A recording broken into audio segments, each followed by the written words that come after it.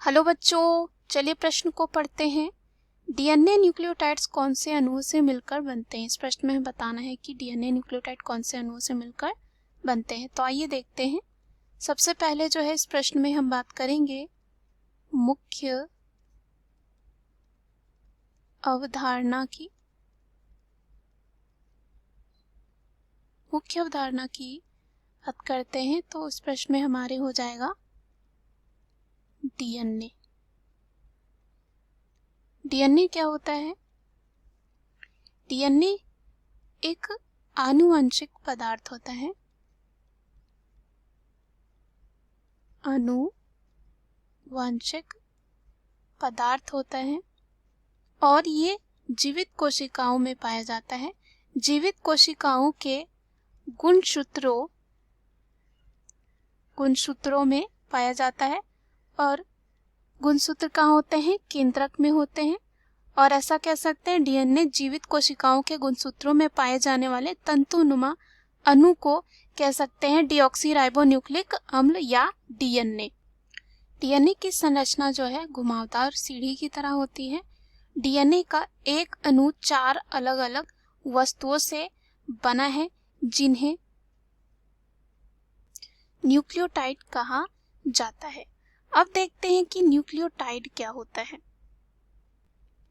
Nucleotide जो होते हैं, बात करें न्यूक्लियोटाइड जो होते हैं न्यूक्लिक अम्ल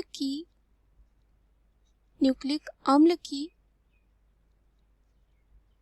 एक कह सकते हैं पूर्ण इकाई होती है। पूर्ण इकाई होती है।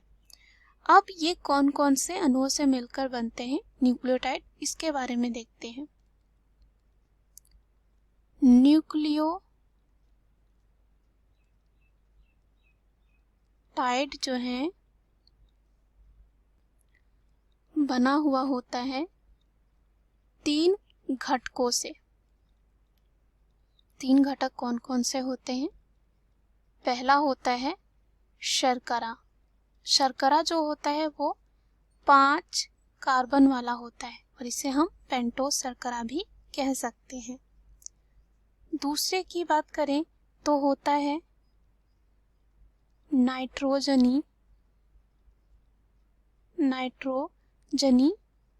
क्षारक, जिसमें 2 होते हैं। एक होता है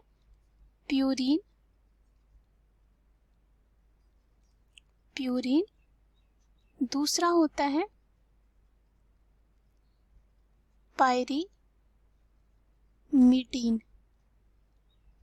प्यूरीन में जो है क्षार जो होता है देखा जाता है जैसे कि एडेनिन और ग्वानिन।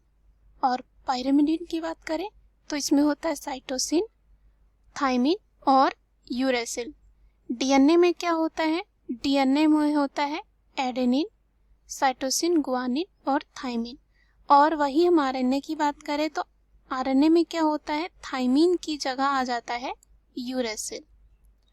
तीसरा अगर हम यहाँ पे बात करें, तीसरा जो घटक होता है उसे कहा जाता है फॉस्फेट समूह। तीसरा होता है फॉस्फेट समूह। तो ये तीनों घटकों से जो है और कह सकते हैं तीनों अणुओं से मिलकर बनता है एक न्यूक्लियोटाइड। इस प्रश्न में हमें यही पूछा गया है। मुख्य अवधारणा के आधार पर हमने सिद्ध कर लिया है कि डीएनए न्यूक्लियोटाइड कौन कौन से अणुओं से मिलकर बनते हैं। आशा करती हूँ उत्तर आपको समझ में आया होगा। धन्यवाद।